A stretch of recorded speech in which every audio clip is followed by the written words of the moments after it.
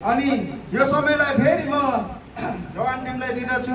हाम्रो वर्षिप यो जुन परमेश्वरलाई मनपर्ने समय जुन वर्षिपको भागमा आएका छौँ अनि यो समयमा हाम्रो जवान टिमलाई दिदछु।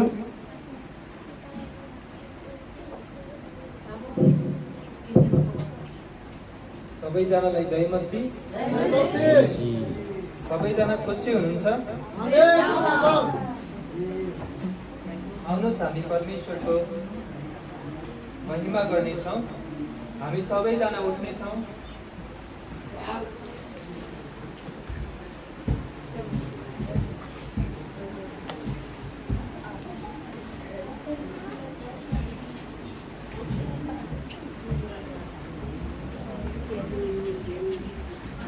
हामीहरू भजन सङ्ग्रहलाई जोड्नेछौँ।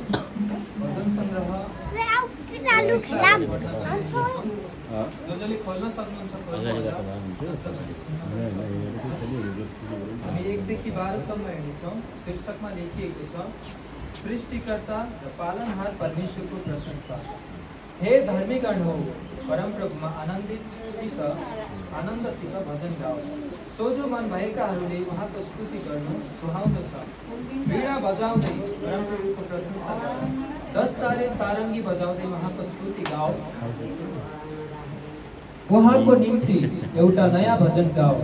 जय जयकार गर्दै निपुणता साथ वाद्यहरू बजाओ, किनकि परमप्रभुको वचन ठीक र सत्य छ र उहाँका सबै काम विश्वासमा हुन्छ। परमप्रभुले धार्मिक र न्यायलाई मन पराउनुहुन्छ। उहाँको अचूक कृपाले पृथ्वी भरिपूर्ण भएको छ। परमप्रभुको वचनले आकाशहरू निर्माण भए र उहाँकै मुखको सासले यहाँका नक्षत्रहरू, ग्रह नक्षत्रहरू। उहाँले समुद्रको पानीलाई जम्मा गरेर एक थुप्रो पार्नुहुन्छ। उहाँले गहिरा सागरहरूलाई आफ्ना ढुकुटीमा राख्नुहुन्छ। सारा पृथ्वीले परमप्रभुको भय मानोस्। संसारका सारा निवासीहरूले उहाँको भक्ति गरून्, किनकि उहाँको मुखको वचनले सारा सृष्टि रचियो। उहाँले आज्ञा गर्नुभयो र त्यो स्थिर रह्यो। परमप्रभुले जाति जातिका योजनाहरू रद्द तुल्याउनुहुन्छ। उहाँले मानिसहरूका विचार विमर्शलाई विपद तुल्याउनुहुन्छ, तर परमप्रभुका योजनाहरू सदा स्थिर रहन्छन्। उहाँको हृदयका विचार पुस्तौसम्म रहिरहन्छ। त्यो जाति धन्यको हो जसको परमेश्वर परमप्रभु हुनुहुन्छ। ती मानिसहरू जसलाई आफ्नो उत्तराधिकारको निम्ति उहाँले चुन्नुभयो। आमेन। हामी परमेश्वरलाई धन्यवाद दिन्छौँ कि परमेश्वरले हामीलाई यो अमूल्य समय दिनुभएको छ। आजको समय कतिपय व्यक्तिहरूले पाइरहेका छैनन्।